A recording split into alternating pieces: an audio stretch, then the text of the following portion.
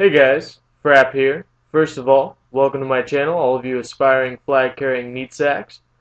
In this video, I will be going through some Warsong Gulch basic training for all those flag carriers out there, including these following subjects. 1. Routes. 2. Kill zones and intercept zones.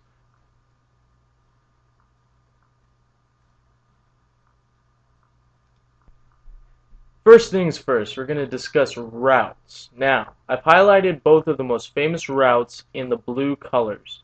You've got tunnel and you've got ramp. Ramp is going to be the dark blue.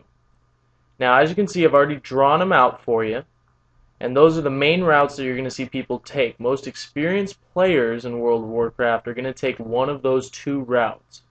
However, you do have those people, speed runners as I like to call them, who like to take these black routes. Now these black routes usually are used by rogues, druids, or shamans. Those are the three classes that have moves like sprint, ghost wolf, and travel form that allow them to take these other routes and basically stealth around any of the foray going on in mid.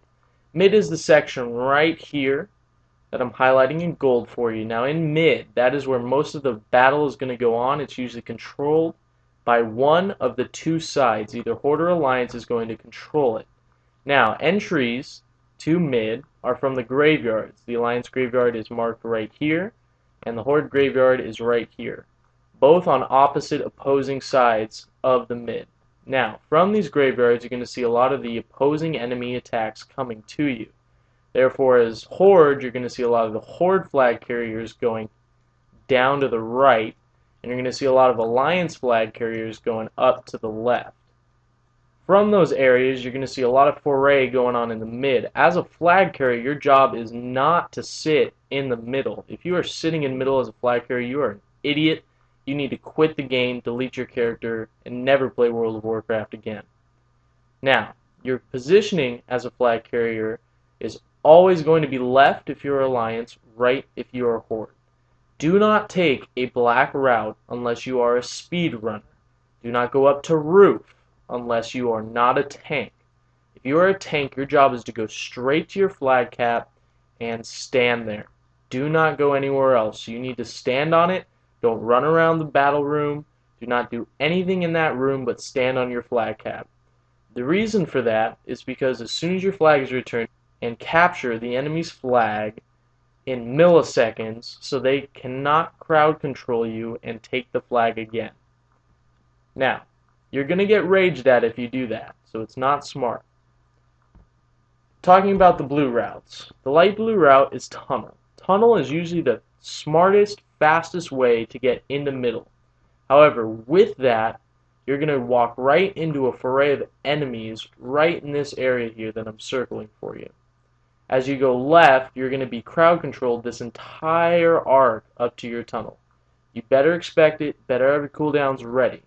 All of those things are going to happen to you. You better have your trinket up, you better have all of the moves that you're going to use, shield wall, vampiric blood, all of those things need to be ready as you're going through mid.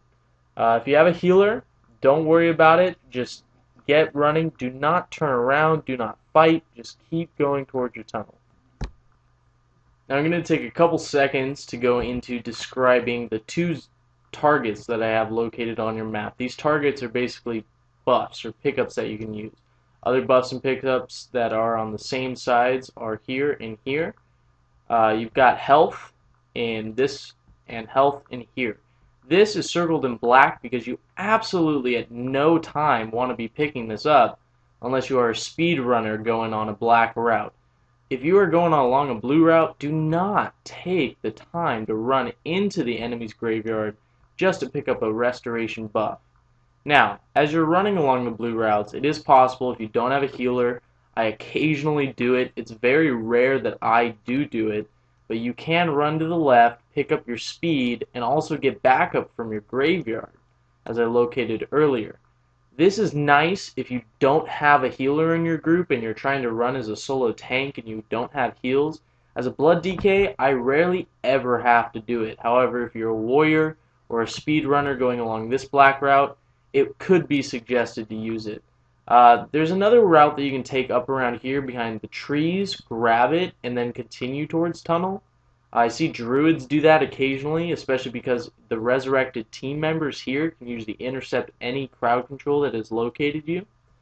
I wouldn't suggest ever using these buffs. I mean, they're there to use them, but most of the time you're not going to be using them, especially in rated battlegrounds. In rated battlegrounds, do not take the time to go and get those. You want to be straight into your tunnel, straight to your flag cap, and not wasting any time whatsoever.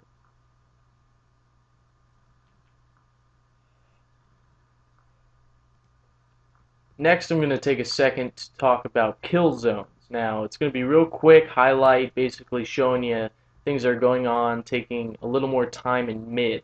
I've taken boxes to kind of show the alliance kill zones going through here. In these zones, these are the main times that bad flag carriers are going to get killed, the main times you're going to be intercepted, crowd controlled. A lot of times you want to watch out for mages, DKs especially, because Chains of Ice is really terrible if you're a flag carrier, as well as death gripping you back to where they're standing.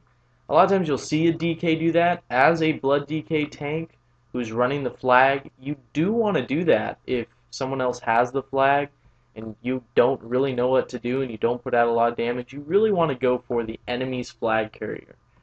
Death Grip and Chains of Ice macro is awesome. I'll take some time in another video to kind of walk through Death Knight macros. But for now, we're going to talk about mid and what's going on here. Basically, you can see the left route that I can take as an Alliance flag carrier. I'm going straight out through tunnel, going directly to the left, doing an arc because there is a hill right here. You do have to watch out for that. A lot of times you'll see a flag carrier kind of be stupid and run into the hill and kind of take 5 or 6 seconds to finally get around it.